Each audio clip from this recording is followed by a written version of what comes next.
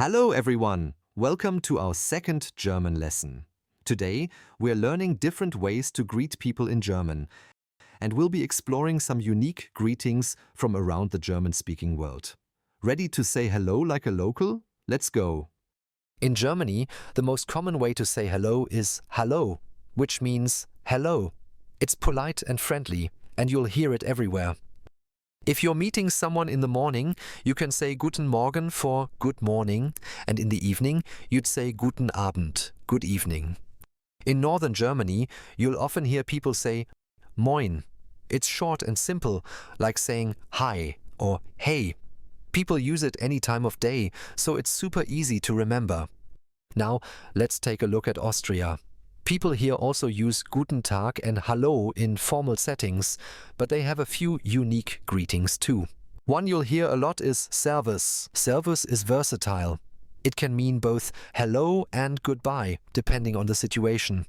It's friendly and commonly used, so if you're visiting Austria or even southern Germany, like Munich, it's a good one to remember. Another greeting you'll hear in Austria is Grüß Gott, which means God bless you. It's traditional, respectful, and can be used in place of good day and hello. Finally, let's look at Switzerland. Here, people speak Swiss German, and greetings can be a bit different. A common greeting is Grüezi. Grüezi. It's a friendly, everyday way of saying hello and is used mainly in the German-speaking parts of Switzerland.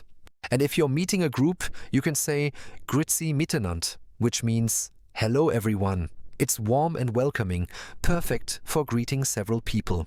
In more casual situations, Swiss people also use hoi or sali, similar to hi or hey in English.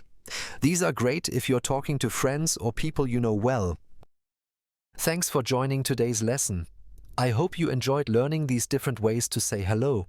Practice them whenever you can, and next time we'll learn even more about German. Tschüss and auf Wiedersehen.